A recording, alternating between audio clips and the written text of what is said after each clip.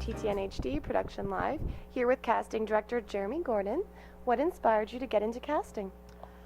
What inspired me? I was actually just in the right place at the right time with casting. I studied acting in college, and then somebody that I know was working for a horror production company, and they handed me a script and told me, "You're going to be the casting director." Okay, sure. So it was kind of picked it up as I go along and figured it out. But I think what inspired me to stay in the business was having learned what actors go through, studying acting.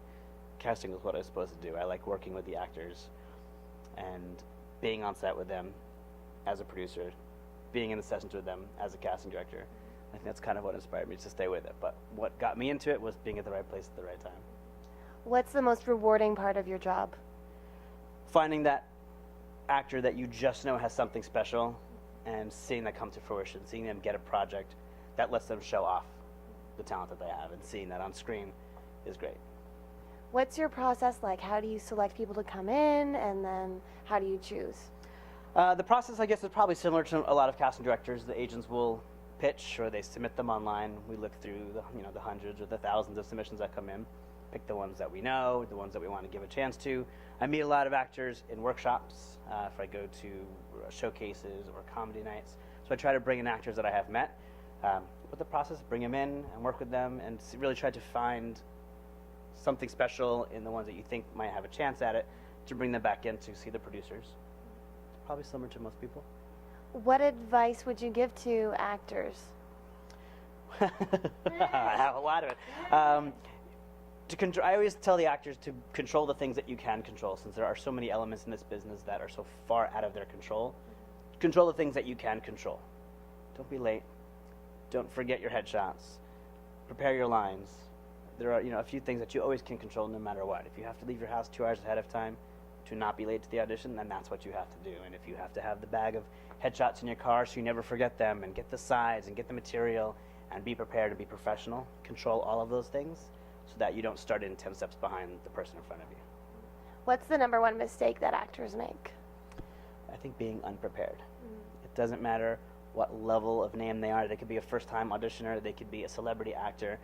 Actors just sometimes are unprepared, whether it's because they forgot, or they're being lazy, or they have 25 auditions that week. Sometimes they come in and they're not prepared, and you can see that.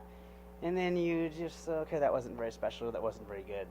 Okay, next actor. Does it make you feel uncomfortable while you're watching? Yeah, sometimes, yes, sometimes, unfortunately, we are a little bit uncomfortable if they're unprepared, or if they're really, really nervous and they're shaking and the paper's shaking and they don't know really how to handle it.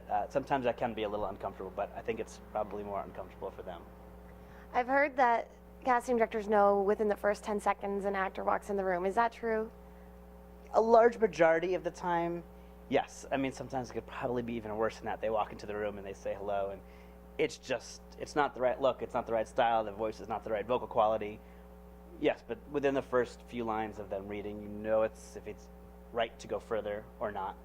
But on the opposite, I have had times where somebody improves over the course of the 2 or 3 page audition, and you're like, oh, okay, that was not what I expected. That's great. What are your favorite types of projects to cast? Indie films.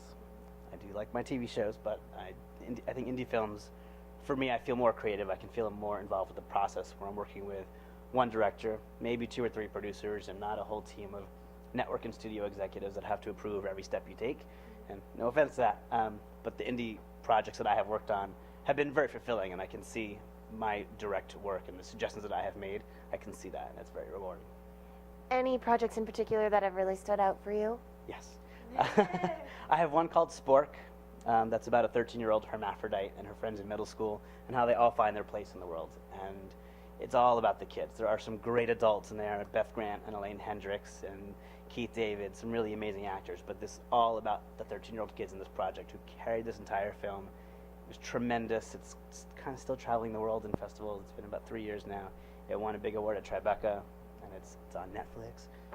It's everywhere. It's a great film, and it makes me feel really good, especially right now with all that's going out there with the gay community and the kids that are being bullied and committing suicide. It's a great movie that made us all feel really proud. What are your current projects? We are working on 2 features. One called Me, which is directed by John Avildsen, who did Rocky and Karate Kid and all those films. So we're attaching stars to get some funding for that film. And then I am casting a film called Snuff, which is written by Chuck Palahniuk, who did Fight Club. It's not a snuff film, but it's a dark, sexual-esque adventure. So we're getting those up and running, which will be great. What advice would you give to an up-and-coming casting director? Oh, stick with it. I've been doing it for about 8 years, 9 years, and it takes a long time to really get a foothold. There are not that many casting directors out there, and all of the feature films and the TV shows that you see are really cast by, in comparison to, let's say, actors, a handful of casting directors. And it does take some time to get your foothold and make your connections and to be able to get to a place where you're continually working. So definitely just stick with it and to be patient and enjoy it, because there are a lot of bitter people in this industry, and unfortunately, casting seems to take its toll, but I think stick with it and stay positive and just enjoy the process. And what are your goals for the future? To keep working. To get to a place where I can make a nice living and be stable, financially stable, and get to a place where I can, let's say, buy a cabin in Big Bear or Palm Springs or somewhere else and be there and enjoy it, and then, come to LA and work on a few projects. And where's the best place to follow your work online? To follow my work online. There's a bunch of movies that I have that are available on Netflix. I think that seems to be our best right now. It's probably Netflix. And you're on IMDb as well, so I we am can on check it out IMDb, there. absolutely, and I'm on Facebook, and I've got a few groups on Facebook created for actors, so I'm happy to stay in touch with people that way. Well, thank you so much. This has been a delight, and best of luck with all of your future projects. Thanks so much. I'm Katie Allman reporting for TTN HD Production Live.